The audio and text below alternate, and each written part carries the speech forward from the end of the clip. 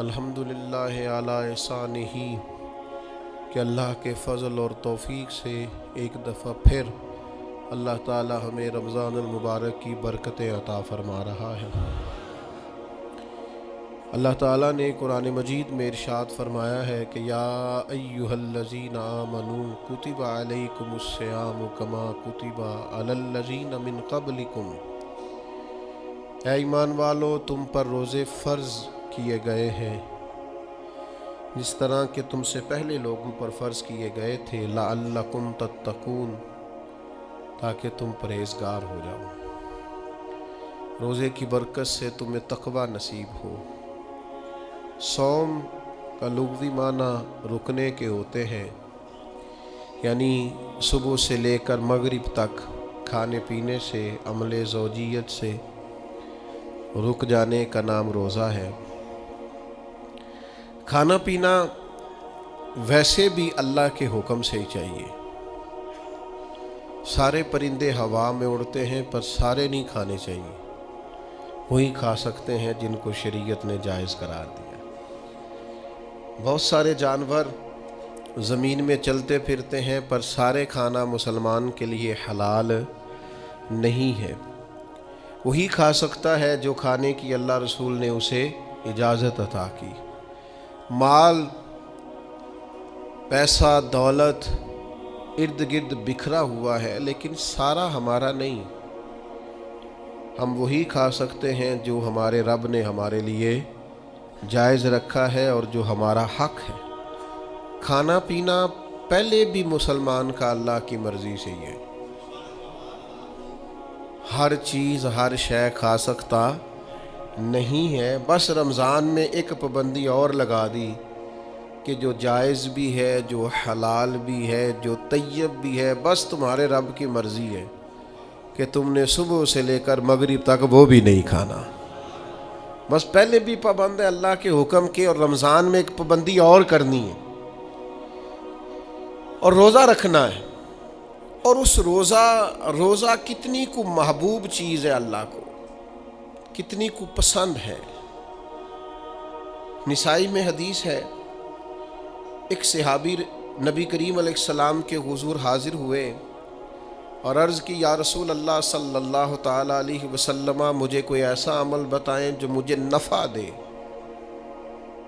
مطلق اعمال میں سے جتنے بھی اعمال موجود ہیں اللہ کی رضا کے لیے کرنے والے، ان میں سے اس نے کسی عمل کا انہوں نے سوال کیا۔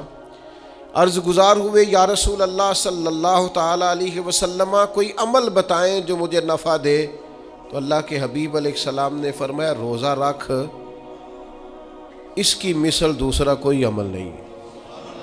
روزہ اتنا بڑا عمل ہے، انسان کو نفع دینے والا، مسلمان کو فائدہ پہنچانے والا، کہ اس جیسا دوسرا کوئی عمل یہ حدیث میں حضور علیہ السلام نے بیان کی۔ اب روزہ اتنی بڑی سعادت ہے، اور کرنا کیا ہے؟ اللہ کے حکم سے کھانا پینا ہے۔ جس وقت اس نے کھانے سے روک دیا اس وقت رک جانا ہے، جس وقت اجازت دی ہے اس وقت کھا لینا ہے، لیکن نفع اتنا ہوگا کہ حضور فرماتے ہیں اس جیسا دوسرا عمل ہی کوئی نہیں۔ اتنا فائدہ مند کام ہے۔ روزے بڑی غنیمت ہے۔ رمضان المبارک کا مہینہ بڑی سعادت ہے۔ آپ اندازہ فرمائیے کہ نبی پاک علیہ السلام نے حضرت سلمان فارسی رضی اللہ تعالیٰ عنہ فرماتے ہیں رمضان سے ایک دن پہلے خطبہ دیا تھا باقاعدہ، اور ہمیں حضور نے رمضان کی عظمتوں سے آگاہ کیا تھا۔ رمضان المبارک سعادت افروز گھڑیاں ہوتی ہیں، اس کا لمحہ لمحہ برکت ہوتا ہے، اس کی ایک ایک ساتھ خدا کا انعام لے کے آتی ہے۔ رمضان المبارک کی ایک ایک گھڑی بخشش، مغفرت، اللہ کی عطا، اللہ کا کرم، اللہ تبارک و تعالیٰ کی رحمتوں سے بھرپور ہوتی، ایسے جیسے چاروں جانب خدا کی رحمت کا می برس رہا ہوتا ہے۔ بس جن کی جھولیاں پھیلی ہوئی ہوں گی اور جن کے دامن کھلے ہوئے ہوں گے وہ اپنے دامن رحمت الہی سے بھرپور کر لیں گے۔ لیکن سادی سی بات ہے بھائی، جو آدمی سویا رہے، غافل رہے، اٹھ کے اپنے کمرے کا دروازہ ہی نہ کھولے تو سورج جتنا مرضی چمک رہا ہو اسے کوئی فائدہ حاصل ہوتا نہیں، اسے کوئی روشنی نصیب ہوتی نہیں، کیونکہ وہ تو اٹھا ہی نہیں، جاگا ہی نہیں، بیدار ہی نہیں ہوا۔ صبح کی آب و ہوا بڑی ٹھنڈی ہوتی ہے، بڑی صحت افزا ہوتی، لیکن اگر کوئی لوگ غافل ہی رہے اس میں اور صبح اٹھے ہی نہ، سیر کرے ہی نہ، فجر کو نکلے ہی نہ، اس کی غفلت اس پر طاری رہے، تو جتنا مرضی صبح کا سویرا ہو، جتنی مرضی راحتیں اور رحمتیں ہوں، اسے اس سے نفع حاصل ہوتا، وہ تو اسی کو ہوگا جو اٹھے گا، آنکھ کھولے گا۔ تو اچھی طرح سمجھ لیجئے گا، رمضان المبارک کی سعادتیں اتنی بڑی ہیں، برکتیں اتنی زیادہ ہیں کہ حضور علیہ الصلوۃ والسلام نے فرمایا نفل کا ثواب فرض کے برابر، فرض کا ثواب 70 گنا بڑھا کے دیا جائے گا۔ لیکن اگر کوئی غافل کا غافل ہی رہا، اس بیچارے کا موبائل رمضان میں بھی بند نہیں ہوا، لا یعنی بے مقصد بے معنی چیزیں، لغویات اور عبث چیزوں میں اس نے رمضان بھی گزار دیا، تو سعادتیں تو برس رہی تھیں، سورج تو نور کا چمک رہا تھا، روشنی تو پھیل گئی، سعادت افروز گھڑیاں تو آ چکی تھیں، پر اس نے اپنی آنکھ کو ہی نہیں کھولا، غافل کا غافل رہا، تو اسے کچھ میسر آ سکتا، کچھ غفلت دور کرنی پڑے گی۔ اب دیکھیے ہمارے ہاں محفل ہوتی ہے، لوگ گلیاں سجانی شروع کرتے ہیں 1 یا 2 دن پہلے، کسی گھر میں شادی ہوتی ہے تو لوگ گھر کا آنگن، صحن، چھت اور سامنے والی دیوار سجانا شروع کرتے ہیں 2-3 دن پہلے، اس سے زیادہ نہیں۔ بڑی خاص بھی کوئی محفل ہو تو 1-8 دن پہلے لائٹنگ لوگ کرتے ہیں کہ پتہ چلے یہاں ذکر رسالت مآب صلی اللہ تعالیٰ علیہ وسلم کیا جائے گا اور یہاں حضور کے تذکار کیے جائیں گے۔ 2-4 دن پہلے اگر کہیں لائٹنگ ہو جائے تو لوگ کہتے ہیں یار کوئی کمال ہی بات ہے کہ اتنے دن پہلے یہاں اتنی روشنیاں نظر آ رہی ہیں، کوئی انفرادی کام ہے، اس پر نظر جاتی ہے۔ آپ ذرا رمضان کی شان تو دیکھیں، حضور فرماتے ہیں سارا سال جنت سجائی جاتی ہے، کس لیے؟ حضور فرماتے ہیں رمضان المبارک کے لیے، سارا سال جنت سجا دی جاتی، اس کو تیار کیا جاتا ہے رمضان کی سعادت افروز گھڑیوں کے لیے، ان مقدس ایام کے لیے جو لے کر رمضان سایہ فگن ہوتا ہے، اس کے لیے پورا سال جنت کو سجایا جاتا ہے، تزئین و آرائش کی جاتی ہے، اور رمضان آتا ہے تو کریم کے کریمانہ فیصلے ہونے شروع ہو جاتے ہیں۔ کریمانہ فیصلے، ایک کریمانہ فیصلہ ہوتا ہے کہ دوزخ کے دروازے بند کر دو اور جنت کے سارے ہی دروازے کھول دو، اس کو راستہ کیا گیا ہے۔ پھر آپ کو پتہ ہے ایک انوکھی بات بھی آپ سے کرنی ہے، قانون نافذ کرنے والے اداروں کو نا مجرموں کا پتہ ہوتا ہے، ان کو پتہ ہوتا ہے کس کس جگہ کچھ فسادی لوگ ہیں، وہ دیکھتے ہیں نا ملک میں کوئی خاص مہمان آ رہا ہے جو ملک کے لیے فائدہ مند ہے اور وطن کے لوگ اور وطن کو اس سے فائدہ ہوگا، استفادہ کریں گے لوگ اس کے آنے سے، وہ کیا کرتے ہیں ان فسادیوں کو پہلے بند کر دیتے ہیں، کہتے ہیں ایسا نہ ہو کہ یہ آ کے کوئی خرابی کرے، وہ منع کر دیتے ہیں۔ تو یاد رکھ لیں، سمجھ لیں، حضور فرماتے ہیں شیطان کو بھی قید کر دیا جاتا ہے۔ رمضان آنے والا ہے تو اللہ شیطان کو قید کر دیتا ہے، جکڑ دیتا ہے۔ فرمایا رمضان آ رہا ہے اور میرے بندوں نے اپنی بخشش کرانی ہے، انہوں نے میری عبادت کرنی ہے، انہوں نے روزے رکھنے ہیں، انہوں نے آ کر کے اللہ کے حضور معافیاں مانگنی ہے، اور رمضان کی ہر رات میں 70 ہزار یا بلا مثال و بلا تشبیہ اللہ جانے کتنے بے حساب لوگوں کی رب نے بخشش کرنی ہے۔ تو یہ شیطان بڑا مکار ہے، یہ کھلا ہوا دشمن ہے، کوئی خرابی نہ کر دے لہذا پہلے اسے باندھ دو، خرابی نہ کرے کسی قسم کی اسے باندھ دیا جاتا ہے۔ مہمان بھی آ گیا، خرابی کرنے والا بھی باندھ دیا، لیکن اگر فائدہ لینے والے پھر بھی فائدہ نہ لے تو پھر ان سے کہا جائے گا کہ تمہارے پاس اب کوئی بہانہ بچا نہیں ہے، اب تمہارے پاس کوئی کسی قسم کا عذر باقی نہیں ہے، اب تو یہ تھا کہ تمہیں بخشش کرانا چاہیے تھی، استغفار پڑھنا چاہیے تھی، دعائیں کرنا چاہیے تھی، قرآن مجید کی تلاوت کو کثرت سے کرنا چاہیے تھا، لیکن چونکہ اب تم یہ بھی نہیں کہہ سکتے کہ مجھے شیطان نے گمراہ کر دیا، وہ تو باندھ دیا گیا ہے، اب تو فسادی کو ویسے ہی کنٹرول کر دیا گیا ہے۔ اب بھی تم اگر سوئے رہے، اب بھی اگر تم نے غفلت کی، اب بھی چھوٹے موٹے بہانے کر کے تراویاں چھوڑتے رہے، اب بھی ذرا ذرا سی سستیاں کر کے ادھر ادھر نکلتے رہے، اس کا مطلب یہ ہے کہ پھر تم استفادہ کر سکے، تم نے سستی کا مظاہرہ کیا، تم نے اور اب دیکھیں جب اتنے بندوبست کیے تمہارے لیے، ثواب بھی بڑھا دیا، اجر بھی بڑھا دیا، تمہارے لیے جو فساد پیدا کرنے والا شیطان تھا وہ بھی قید، لیکن اگر تم پھر بھی عمل نہ کرو، پھر بھی مسجد نہ ہو، تو پھر حدیث پاک سن لیں اس طرز کی، شاید یہ منفرد حدیث ہے کتب احادیث اور تقریباً تمام کتب احادیث میں موجود ہے۔ حضور علیہ الصلوۃ والسلام نے نا صحابہ سے فرمایا سارے مسجد میں جمع ہو جاؤ میرے ممبر کے پاس، لوگ جمع ہو گئے، اللہ کے حبیب علیہ السلام نے ایک قدم ممبر کی سیڑھی پہ رکھا، فرمایا آمین، پھر دوسری سیڑھی پہ قدم رکھا تو فرمایا آمین، پھر تیسری پہ قدم رکھا تو فرمایا آمین۔ تو صحابہ کو بڑا تجسس ہوا، انہوں نے بعد میں عرض کی یا رسول اللہ صلی اللہ تعالی علیہ وسلم کرم فرمائے، بندہ نوازی کریں، ہماری رعایت کر دیں، یہ کیا معاملہ تھا؟ تو حضور فرمانے لگے میرے پاس حضرت جبریل امین حاضر ہوئے، یہ رحمت للعالمین نبی کی بات سنا رہا ہوں، حضور کریم ہے، کریم فرماتے ہیں کہ حضرت جبریل آئے اور میں نے ابھی ممبر کی پہلی سیڑھی پر قدم رکھا تھا تو انہوں نے عرض کی یا رسول اللہ صلی اللہ تعالی علیہ وسلم ہلاک ہو جائے وہ شخص جو آپ کا نام سنے اور آپ پر درود و سلام نہ پڑھے۔ تو میں نے کہا آمین۔ پھر حضرت جبریل عرض گزار ہوئے یا رسول اللہ صلی اللہ تعالی علیہ وسلم وہ ہلاک ہو جائے جس نے بڑھاپے میں والدین کو پایا اور ان کی خدمت کر کے بخشش نہ حاصل کر سکا۔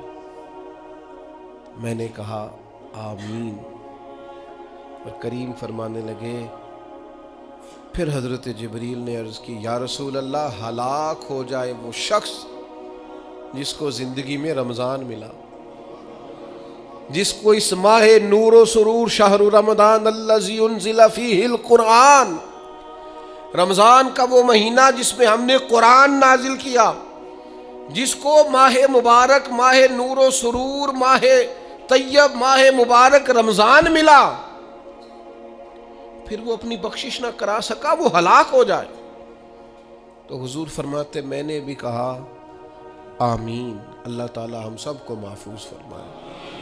میں عرض کر چکا ہوں کہ جب ثواب بھی بڑھا دیا گیا اور جب طاقت بھی بڑھا دی گئی عبادت کی اور جب برکتیں بھی زیادہ ہو گئیں، نعمتیں بھی زیادہ ہو گئیں، رکاوٹ ڈالنے والا، رخنا ڈالنے والا شیطان بھی قید کر دیا گیا، تو اب بھی کوئی شخص اگر توجہ ہی نہ کرے، رجوع ہی نہ کرے، تو پھر اس کے لیے یہ حکم آیا کہ وہ ہلاک ہو جائے، پھر وہ برباد ہو جائے۔ جب اتنی سعادتیں موجود ہیں، اتنے بندوبست کیے گئے ہیں، جنت کو سجایا گیا ہے، رمضان شریف میں 2-4 کام ضرور کرنے، ایک تو روزہ رکھنا ہے۔ کچھ ہمارے پنجابی بہانے بھی ہیں، پنجابی بہانے، میں جی مزدوری کرنی ہوندی ہے نا، پھر روزہ تو نہیں نہ رکھ ہوندا۔ اللہ نے نہیں سی پتا کہ مزدوری کرنی ہے، تو اللہ نے کیوں فرض کیا روزہ؟ ہلکے سے لوگ بیمار ہوتے ہیں، بالکل معمولی سے، کوئی ایسا عذر نہیں، روزہ چھوڑ دیتے ہیں۔ ذرا ذرا سی باتیں لے کر لوگ، آپ یقین کریں، اہمیت کو نہیں سمجھتے، اور بعض صرف سست ہیں، غافل ہیں، منہ پھیرے ہوئے۔ اگر یہ ایک حدیث سمجھ میں آ جائے نا، ترغیب و ترہیب میں اور دیگر کتب حدیث میں بھی موجود ہے، حضور نے فرمایا جس نے رمضان کا ایک روزہ چھوڑ دیا، زندگی بھر بھی روزے رکھے، وہ فضیلت نہیں پا سکتا جو رمضان کا روزہ سے فضیلت اسے مل لی تھی۔ اتنی بڑی بات ہے، آپ اس کو سمجھ لیں، اتنی سعادت افروز روزے رمضان کے، تو کوشش کریں اپنے آپ کو مینج کریں، مینٹین کریں چیزوں کو، اپنی صحت کا خیال کریں۔ میں تو دوستوں سے کہا کرتا ہوں رمضان سے پہلے جو ایام ہے پہلے سے بڑھ کر اپنی طبیعت کا خیال رکھیں، تاکہ رمضان میں کوئی کسی قسم کی طبیعت میں بھی کمزوری پیدا نہ ہو، اور صحیح صحت مندی کے ساتھ انسان رمضان شریف کے روزے گزار سکے۔ دوسری بات ہے رمضان میں خوب قرآن مجید پڑھنا۔ شہر رمضان الذی انزل فیہ القرآن، رمضان ہی کا تو وہ مہینہ جس میں قرآن نازل کیا گیا۔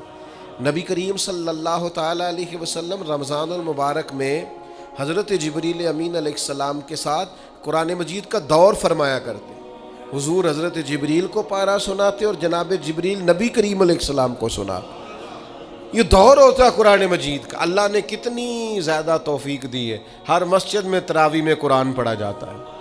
تھوڑی ہمت کریں، تھوڑی کوشش کریں۔ ہمارے بزرگ فرمایا کرتے تھے ایک پارہ گھر میں پڑھا کرو قرآن مجید کا، تاکہ تمہیں دیکھ کے بچے بھی پڑھیں، اور ایک پارہ مسجد میں تلاوت کیا کرو، اور ایک رات کو تراویح میں 3 پارے روز قرآن مجید کے ہو جائیں گے تو انشاءاللہ تعالی رمضان ختم ہوگا تو 3 قرآن پاک بھی ختم ہو جائیں گے۔ یہ ارادہ کریں، یہ پروگرام بنا، خوب قرآن مجید سے دلچسپی پیدا کریں۔ تیسرا کام رمضان میں جو کرنے والا وہ ہے کثرت سے استغفار۔ کچھ غلطیاں نا ہم کرنا نہیں چاہتے، ہم سے ہو جاتی ہیں۔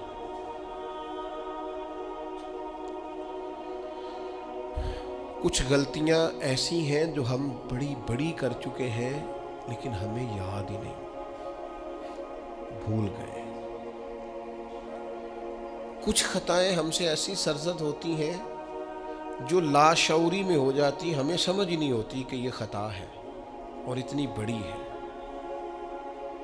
کسی شخص کو بعض اوقات کوئی ایسی بات کہہ دیتے ہیں کہ ہماری نظر میں وہ بات معمولی ہوتی ہے، پر وہ بیچارہ ساری رات سو نہیں سکتا۔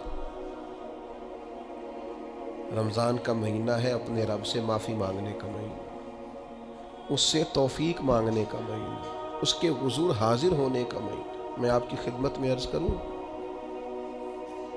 حضرت عائشہ صدیقہ فرماتی ہیں نبی پاک نے فرمایا صلی اللہ تعالی علیہ وسلم، جس سے اللہ نے قیامت والے دن حساب پوچھ لیا نا اس کے لیے مشکل ہو جائے گا۔ حساب یسیرہ یہ ہے کہ وہ مہربانی فرمائے اور فیصلہ جب کرے تو کرے ہی درگزر والا، فرمائے جا تجھے معاف کیا۔ رمضان کا خاص مہینہ ہے، سحری میں بھی دعا قبول ہوتی ہے، افطار میں بھی دعا قبول ہوتی ہے، صبح سے لے کے افطاری تک بندہ ہر وقت عبادت میں ہوتا ہے۔ تراویح کے بعد بھی دعائیں مانگے تو وقت قبولیت کا ہے۔ میرے بھائیوں، رمضان کی راتیں بھی قبولیت کی، آخری طاق راتوں کی شان قبولیت کی، لیلۃ القدر قبولیت کی۔ اس دفعہ جھک نہ جائیں اس کی بارگاہ میں سجدے میں، رو رو کے معافی مانگ نہ لیں اس سے۔ ہم برے نہیں ہیں، چاہتے نہیں ہیں، پر ہمارے وجود سے کچھ غلطیاں ہو جاتی ہیں، ہمارے سینوں میں کچھ پچھتاوے ہیں، کچھ من میں باتیں ہیں۔ اس دفعہ اس کے حضور عرض نہ کریں کہ کچھ کمیاں رہ گئی ہیں، دل نہیں کرتا تھا ایسا ہو، پر انجان تھے، نہ چاہتے ہوئے بھی کمزوریاں ہو گئیں۔ رمضان آ رہا ہے، بڑا گولڈن چانس ہے، بڑا خوبصورت موقع۔ بھائیوں، رمضان کی ہر سحری کے بعد رب سے معافی مانگیں۔ آپ کو پتہ ہے